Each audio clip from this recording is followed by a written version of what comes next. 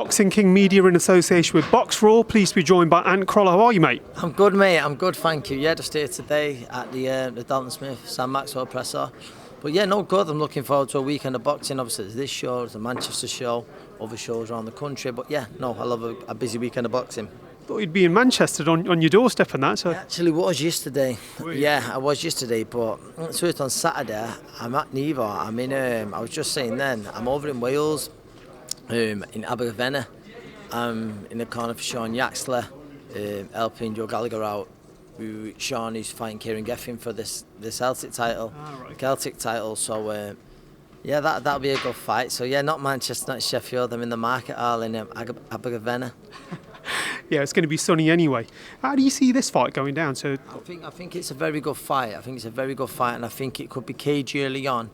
Both setting traps, and then listen. I think obviously you've got to favour on recent form. You've got to favour Dalton, but I really believe Sam will ask questions, and you look at the standard of opposition that Sam's been in, not just as a professional but as an amateur as well. I don't think he's going to be overawed by Dalton Smith, on Saturday. Think the task is too big, but Dalton, I think, very confident, maturing well, very good counter puncher. Sam can work and good speed on him as well, but timing could be the difference. Maybe timing in the careers where they're at, and also timing on the night. Timing beats a lot of things. That should be the difference. But I'm really looking forward to it. Both very good lads, and I love a British title fight, and that's what we're getting on Saturday night. It could be one of those fights where both come forward and just start trading straight away. How's your brother getting on after his fight? I mean, another boxing family legacy creator now, isn't it? He's got this sound. He's in the gym. He's taking over, and I think he's just sort of hoping to be out now, probably September time or something like that. But he's working hard. To be fair to him, he was straight back in the gym in about 5 days after his fight and stuff like that. So he had a little break. But I said I'm a big believer in that. I don't believe in young fighters doing a 4-rounder and then having a few weeks off. I just, I don't agree with that. Yeah, I believe warm down and then just tick over. I'm not saying you go straight hard back into it. But yeah, no, he's back into it. I feel like he's making improvements and stuff. So yeah, all good. The world level, your former weight division as well.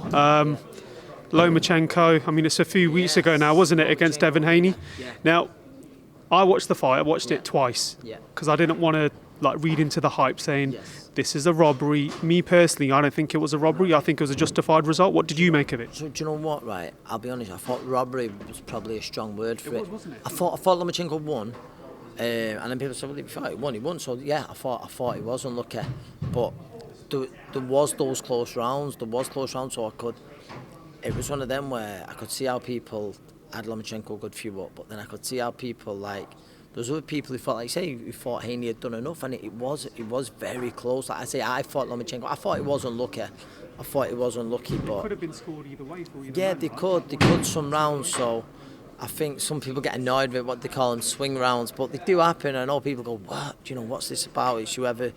But there was some close rounds. But like I say, I do believe Lomachenko won the fight, and I've said for a bit, I still believe in the division.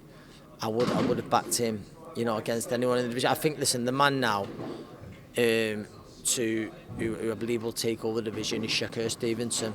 I think he's an unbelievable fighter. I just like him the way he thought Lomachenko was hard done by, didn't he? And again, I get that because it's some of those close rounds what you should go and score. If you favour one fighter, like for most of them, then you're gonna have a clear winner. But I just love the way he just gets in the ring and he's like, yeah, I'm clear. He goes for the top dog in every division, and I like that. I love his style. Special fighter. It's very finally as well. Errol Spence, Terence Crawford. It's finally happening. Go on, pick a winner, Ant. What do you reckon? You was asking about my little brother before. We've been at it for ages. Who wins? I'm Crawford. He's Spence, and he's like, boy, he's all the fanboy. Him. He's like the Shark T-shirts and that. I'm Bud, Team Bud, and I just I can't wait for it. And as bold as the MMA prediction, Crawford wins. It is that kind of fight where you can you look into things and you think, oh no, I can change my mind if he implies that, and but I just believe his ability, so you know how he can adapt to fighters and read fighters will be the difference. And I see Crawford on points. Listen, Spence is a fantastic fighter, and I believe he has success. But I believe Crawford on points. I just think Spence is so big for the weight. At some point, it's got to take its toll. I remember Kell Brook was an absolutely huge welterweight, and that was how long ago did he box Kell Brook? He looked bigger than Kell that night, and I'm just like, that's what I mean at Premier League. And I just think he's got to take his toll, and I just think if that's the case, you could see him, Crawford sort of at times putting away pot shotting his way to the much more eye-catching stuff to win on points. But it's a great fight. Good stuff, and always good catching up with you, mate. And I will catch up with you soon. Take care. Pleasure, man. Always. Take care. See you in a bit.